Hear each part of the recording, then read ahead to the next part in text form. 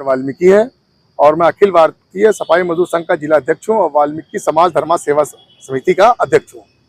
और पूरा मामला ये है कि मेरे को एक नोटिस मिला था 5 करोड़ का, जो कि मैं सफाई मजदूरों के और शोषित कर्मचारियों की आवाज़ उठाता हूँ।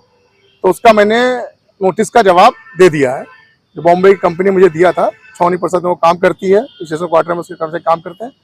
और मैं सरकार से एक गुजारिश करना चाहता हूँ, माननीय मुख्यमंत्री जी से, माननीय प्रधानमंत्री जी से, कि हम लोग अपने समाज के लोगों पर हो रहे अत्याचारों की जब आवाज़ उठाते हैं तो इस तरह की हमें नोटिसें मिलती हैं।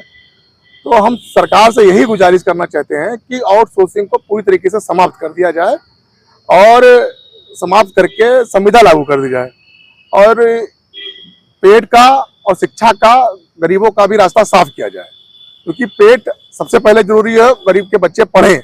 जब आउटसोर्सिंग कंपनियां जब शोषण करती हैं तो बेहद करती हैं। जैसे नगर निगम में कई कंपनियां कहीं 8,000 दे रही, कहीं 12,000 दे रही, कहीं 10,000 दे रही हैं। 16,000 तो कोई दे ही नहीं रहा है और 16,000 रुपये कोई नहीं दे रहा। जैसे कैंटोनमेंट बोर्ड में भी स्थिति बहुत खराब है। नाइट में 5,000 के मिलते हैं, दिन में अलग रेट है उनका। स्टेशन क्वार्टर में तो 3,000 रुपये की उगाही होती है। तो ये सब आउटसोर्सिंग कंपनियों के जो सुपरवाइजर हैं और कंपनी है, अधिकारी हैं, इनकी मिलीभगत बहुत बुरी चल रही है। बहुत बड़ा कमीशन का खोरी का काम चल रहा है। इसको खत्म करने के लिए सरकार को भी एक बड़ा कदम उठाना चाहिए। समस्त आउटसोर्सिंग को खत्म कर देना चाहिए। जितने सफाई कर्मचारी हमारे भाई लगे हैं आउटसोर्सिंग पर, उनको भी राहत मिले और वाल्मीकि समाज और धानुक समाज और जितनी हमारी उपजातियां हैं उनको भी आराम मिले, क्योंकि हमारे ही समाज के लोग सफाई कर्मचारी का काम करते हैं और हम उन्हीं की आवाज़ उठा रहे हैं। और सबसे ज़्यादा वोट भी हमारा समाज ही भारतीय जनता पार्टी को देता है।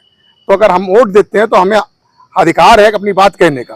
तो हम चाहते हैं कि सरकार हमारी सुने और आउटसोर्सिंग को खत्म करे।